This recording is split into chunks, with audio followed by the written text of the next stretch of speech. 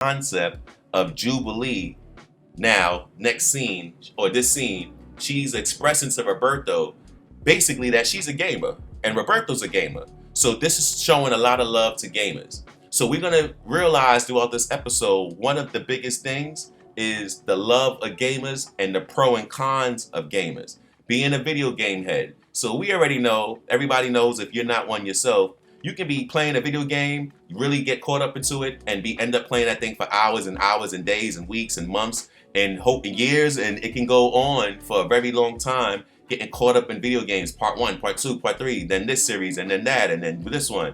And long story short, getting into those cons and how you can just kind of get stuck in this zone of just doing one thing. That's going to be brought up here a lot. But as well as the enjoyment you get from playing the video games, the hand-eye coordination that you're building, the pros, the things that you actually are getting to do and express yourself and enjoy yourself in a different realm with video games. So the target audience of video gamers are going to love this episode absolutely. Now, let's get into where things really heat up now, officially. Jubilee looks over in her room and she realizes, hey, you know what? Forget that arcade. I got this new surprise over here. And she looks over and realizes there's this video game called Motendo. And it has some type of X-Men game in it already. So Jubilee's like, you know what? I'm just going to play this. And right off the beginning, Roberto's like, I'm not really with that. That looks too old school. That's not my style of video game. So now, for those who understand, all right, we had Nintendo and Sega Genesis.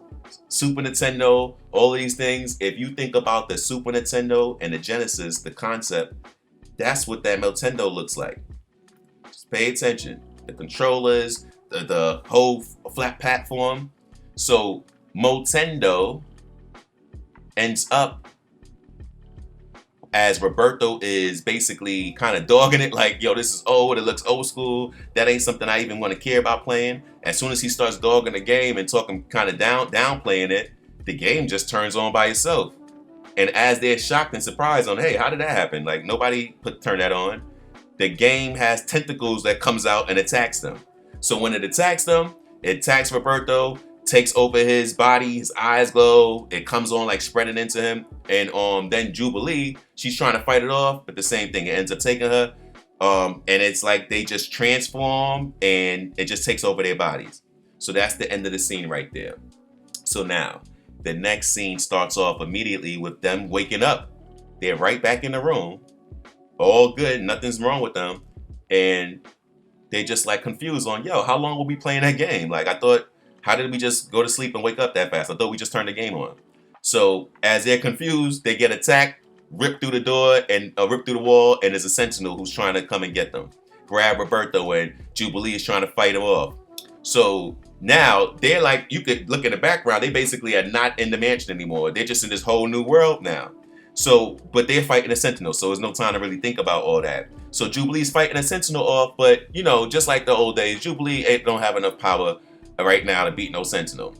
So she's like, yo, they running and hiding. She's telling Roberto, I need help. And you playing around, it's time for you to use your powers. Now, this is crazy because going back to how we spoke about Roberto's biggest fear with that Dante's Inferno situation, he's thinking about, well, I don't want to be seen on the cameras because what if my parents end up seeing me? I don't want them seeing me using my mutant abilities. I don't want to see them being a freak, basically. So he's not using his powers because he thinks that he might be spotted by somebody. So they end up running away, getting away from the Sentinel. But Jubilee is a little upset about him now. But right at the same time, before they get to talk, the Friends of Humanity, FOH, they come out blazing, shooting at them. And they run away now again, Jubilee and Roberto. And as they run away and hide, a telephone booth is there. And it rings. I know a lot of you guys, just like me, we haven't seen a telephone booth in a while. But telephone booth rings. They go to the telephone, pick it up. And as they answer the phone, it just kind of like sucks them into the telephone booth. And you just see loading, loading, loading. Just like a video game. And bam,